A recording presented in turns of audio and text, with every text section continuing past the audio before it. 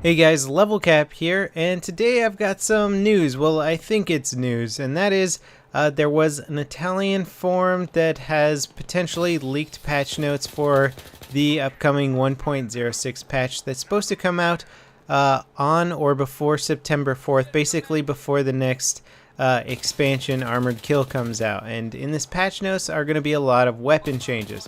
Now I'll link the translated version. It was translated and posted on the Sympathic.com forums. Some of the translations a little flaky, but for the most part it seems to come across. Now, I don't actually have time to read through every single note on the patch here, but I will list off some of the more interesting things. And first thing on the list are reduced weapon reload times. Now, some of the more interesting, it doesn't give me an exact time for how much they're going to be reduced.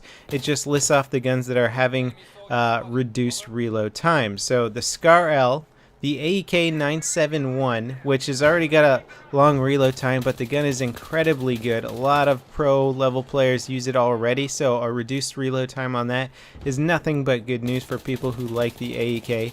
The F2000, much needed reload speed increase on that gun. The AN94, the AK74, the PP2000, the G3A3, the SKS, the MG36, the JNG90, the MK3A1, the Scar H, the SVD, the QBZ95B, the AUG A3, the 44 Magnum, which I'm sure is good news for a lot of people who like to run that Magnum, the KH2002, the Pecheneg, the L85A2, the QBB95, the M1911, the MP7, the M4A1, which, if I'm reading that right, they're actually making one of the fastest reloading carbines reload even faster. Granted, the it does get beat out by the ACR now in reload times, but still, I'm surprised to see that one getting a beef. The FAMAS is also getting reduced reload time, thank God, since it already had the longest reload for any assault rifle. The M39 EBR, the M416, which is great, because if you guys have been watching my channel, you'll know that I've been preaching about how the M416 really just needs a reduced reload time to give it something that's a little bit better than the M16A3 to make it compete with the M16A3, and it seems like DICE is finally going to do that, so this is great. The M416 could finally have an edge on the M16A3, and I'm really looking forward to trying out the M416 after this patch. The PP19 and the QBU88, all those guns that I just listed are getting reduced reload times. That's a huge change, and I'm really looking forward to it because I gotta say I pretty much agree with everything DICE is doing. Obviously, I don't know to the extent of how much they're reducing reload times, but I'm really looking forward to this change. Now, okay, the next thing I'm going to list, I am skipping through a bunch of weapon damage changes, and there is a lot of interesting stuff. I'm just going to pick the most interesting ones to list off here on the video, and you guys can click on the link if you want to see the full list. But the next interesting thing that I see is the M1911 is getting a minimum damage increase to better fit with the Magnum. And it says M9 and MP443. I'm not sure how the Magnum and M9 are similar, but I think they're trying to make the M1911 more of a player with some of the higher powered pistols out there, and that's great because I know a lot of people really love the M1911. Also, the Rex is getting tweaked with its rate of fire, and I think potentially the reload time as well. They're going to really try and make it compete with the 44 Magnum, being more of a close quarter alternative to the Magnum, firing faster but not doing quite as much damage at range. They have decreased the horizontal recoil of the SG553 carbine for the Engineer, and if you guys watch my carbine review on this one, just I think it was like a week ago or something, you'll know that I really love this gun already because I think the recoil is incredibly easy to manage. So if they're decreasing it even more, that's just great news. They're going to make a gun that I love even better. They're reducing the recoil of the MG36, which is good news because that gun was a little bit hard to control for the amount of damage that it output, and it really did need something to change with it. Now here's a big one that a lot of people are either going to love or hate. They have increased the recoil of the M16. There's no specifics on what they did, it's just increased recoil. So we'll find out. You know, a lot of people's favorite gun could be a lot worse, or it could just be a very minor change. It's just going to try and bring it a little bit more in line with some of the other assault rifles.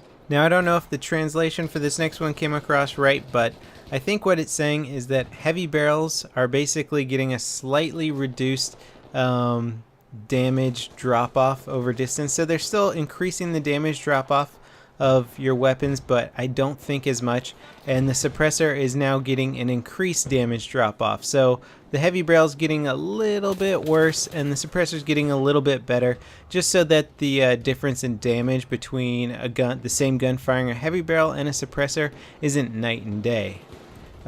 Increased radius of damage and damage of the mortar. So I actually agree with this, because the few times that I need to use a mortar, and by the few times I mean the only time I need to use a mortar, which is playing Rush on Seine Crossing and we're attacking the first set of MCOMs and I have to clear guys off of the B MCOM, I will sometimes plop down a mortar and start shelling the guys in that room, and it can be very hard to get a kill with it. In fact, you almost always just get hit markers and then kill assists. So it definitely needs a damage upgrade. I don't think it's going to be OP. It's still got the reduced rate of fire from what it had when it first came out, so it's just getting a slight buff to damage, which I agree with. Claymores are getting an increased damage, so I don't know if this means they're going to be back to a one-hit kill or not. I think they could definitely use a one-hit kill scenario, since they pretty much suck as it is.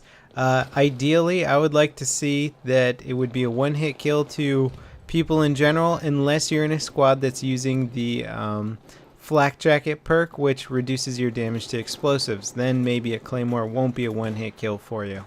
Again, the translation on this next one's a little weird, but I think it's saying they added back extended mags for the RPK, the MG36, and the QBB95. Slightly increased horizontal recoil on the AEK, so you're getting a faster reload but slightly more horizontal recoil. I think since most people run that gun with the foregrip, hopefully it will still be manageable.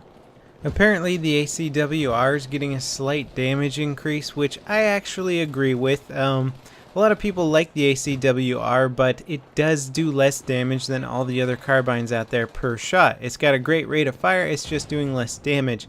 So it's actually getting a little bit of a damage buff. Not sure how much it's going to be, but I totally agree with this.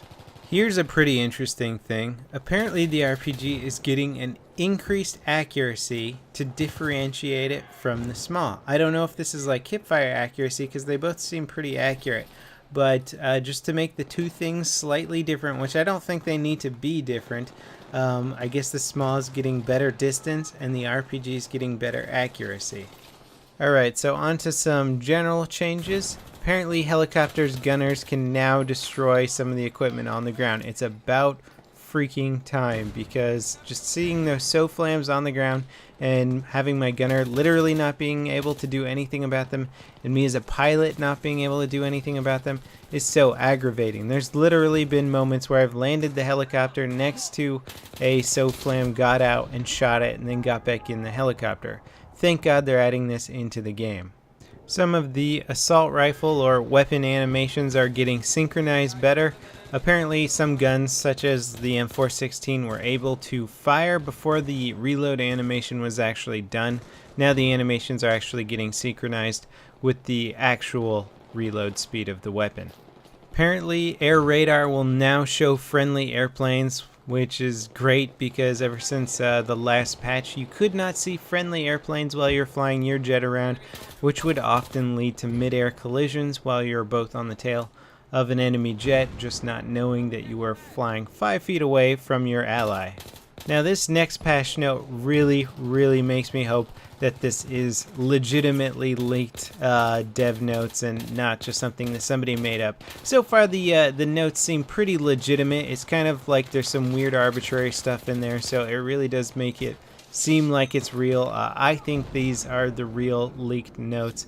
And this next one is allied grenades now have a different color. So when you're in the middle of some crazy grenade fest on Metro or Grand Bazaar and your ally chucks a grenade at your feet and you have no idea whether it's friend or foe, and you end up just running for your life, this will now tell you apparently if the grenade is a friendly grenade or an enemy grenade. Now if you're playing on hardcore all the time, it's not going to matter anyway, but at least you'll know where the grenade came from.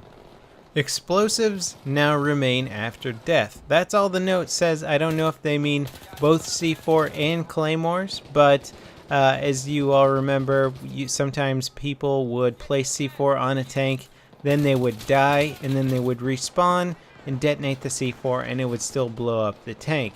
So they changed that because I guess people are getting annoyed from it, and it sounds like they might bring it back.